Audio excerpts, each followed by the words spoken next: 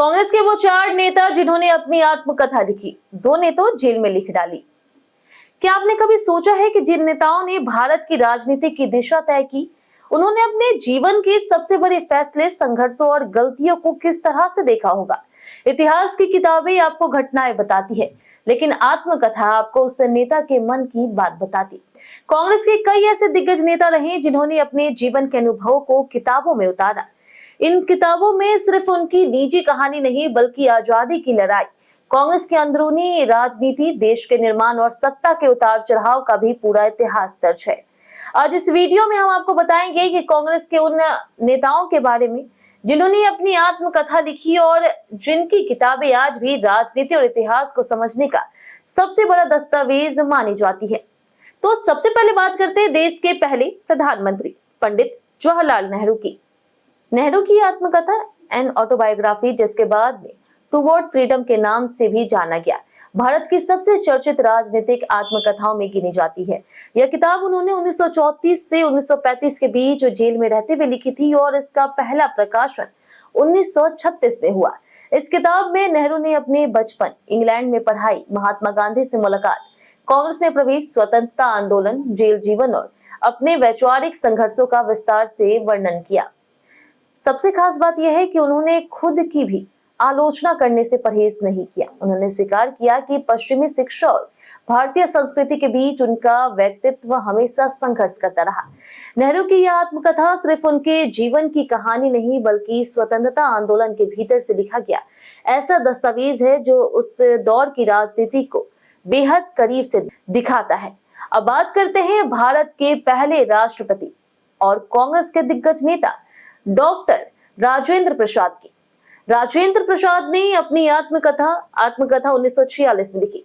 यह हिंदी साहित्य और भारतीय राजनीति दोनों की महत्वपूर्ण कृति मानी जाती है। इस पुस्तक में उन्होंने बिहार के एक साधारण गांव से लेकर के देश के सर्वोच्च संवैधानिक पद तक अपनी यात्रा का विस्तार से वर्णन किया। उन्होंने महात्मा गांधी के साथ चंपारण सत्याग्रह, कांग्रेस के संगठन, स्वतंत्रता आंदोलन, जेल यात्राओं और संविधान निर्माण से जुड़े कई महत्वपूर्ण अनुभव साझा किए। राजेंद्र प्रसाद की भाषा बेहद सरल और सहज है। यही कारण है कि यह किताब केवल इतिहास के विद्यार्थियों के लिए ही नहीं, बल्कि आम पाठकों के बीच भी काफी लोकप्रिय है। अब बात करते हैं कांग्रेस के एक ऐसे नेता की जिनका योगदान शिक्षा और राष्ट्र निर्माण में बेहद अहम रहा। हम बात कर रहे हैं मौलाना अब्दुल कलाम आजाद की। मौलाना आजाद ने अपने जीवन के अंतिम वर्षों में अपनी यादों और राजनीतिक अनुभव को लिखा। उनकी सबसे चर्चित आत्मकथात्मक कृति इंडिया विंस फ्रीडम मानी जाती है। इस किताब में उन्होंने स्वतंत्रता आंदोलन, कांग्रेस की रणनीति, महात्मा गांधी, जवाहरलाल नेहरू, सरदार पटेल, मोहम्मद अली जिन्ना और देश के विभाजन से जुड़े कई ऐसे पहलुओं का उल्लेख किया जो लंबे समय तक सार्वजनिक नहीं किए गए थे। सबसे दिलचस्प बात यह रही कि इस पुस्तक के कुछ हिस्सों को कई वर्षों तक गोपनीय रखा गया और बाद में सार्वजनिक किया गया। इसलिए यह किताब भारतीय राजनीति के सबसे महत्वपूर्ण दस्तावेजों में शामिल होती है। अब चलते हैं महाराष्ट्र की राजनीति के सबसे बड़े कांग्रेस नेताओं में शामिल यशवंतराव चौहान की ओर। यशवंतराव चौहान केवल राजनेता ही नहीं, बल्कि लेखक भी थे।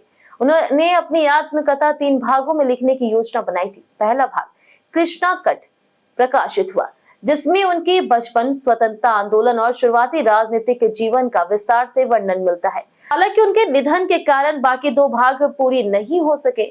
उनकी ये आत्मकथात्मक रचना महाराष्ट्र की राजनीति और कांग्रेस के संगठन को समझने के लिए बेहद महत्वपूर्ण मानी जाती है। अगर कांग्रेस नेताओं की आत्मकथाओं की बात हो तो सोनिया गांधी या फिर राहुल गांधी का नाम आपके मन में समझने के लिए बेहद महत्वपूर्ण मानी जाती है। कांग्रेस के कई अन्य नेताओं ने भी डायरी या फिर राजनीतिक अनुभवों पर किताबें लिखी, लेकिन आत्मकथा के रूप में सबसे अधिक चर्चित नाम जवाहरलाल नेहरू, राजेंद्र प्रसाद, मौलाना अब्दुल कलाम आजाद और यशवंतराव चौहान के ही माने जाते हैं। अब सवाल ये उठता है कि इन आत्मकथाओं की अहमियत क्या है। दरअसल इतिहास हमेशा विजेताओं या फिर विरोधियों की नजर से नहीं समझा जा सकता। जब कोई नेता अपनी कहानी खुद लिखता है, तब वो अपने फैसलों के पीछे की सोच, अपनी गलतियां, अपने संघर्ष और उस समय की परिस्थितियों को भी सामने रखता है। नेहरू की किताबें हमें बताती है कि एक आधुनिक भारत का सपना कैसे आकार ले रहा था। राजेंद्र प्रसाद की आत्मकथा दिखाती है कि किस तरह एक साधारण ग्रामीण परिवार का युवक देश का राष्ट्रपति बना। मौलाना आजाद की किताब देश के विभाजन और कांग्रेस के भीतर की राजनीतिक बहसों पर नई रोशनी डालती है। वहीं यशवंत राव चौहान की रचनाएं बताती है कि राज्यों की राजनीति और राष्ट्रीय राजनीति किस तरह एक दूसरे से जुड़ी हुई थी। यही वजह है कि इतिहासकार आज भी इन पुस्तकों को केवल साहित्य नहीं बल्कि प्राथमिक ऐतिहासिक स्रोत मानते हैं। तो दोस्तों, अगर आप भारतीय राजनीति, कांग्रेस के इतिहास और आजादी के आंदोलन को वास्तव में समझना चाहते हैं तो इन नेताओं की आत्मकथाएं पढ़ना बेहद जरूरी है, क्योंकि घटनाएं तो इतिहास की किताबें भी बता देगी, लेकिन उन घटनाओं के पीछे बैठे इंसान की सोच केवल उसकी आत्मकथा ही बता सकती है। अब आप हमें कमेंट करके जरूर बताएं कि अगर आपको इन नेताओं में से किसी एक की आत्मकथा पढ़ने का मौका मिले तो आप सबसे पहले किसकी किताब पढ़ना चाहेंगे। वहीं अगर आपको यह जानकारी पसंद आई हो तो वीडियो को लाइक करें, अपने दोस्तों और परिवार के साथ इसे शेयर करें और ऐसी ही राजनीतिक और इतिहास से जुड़े दिलचस्प जानकारियों के लिए हमारे चैनल को सब्सक्राइब कर दें।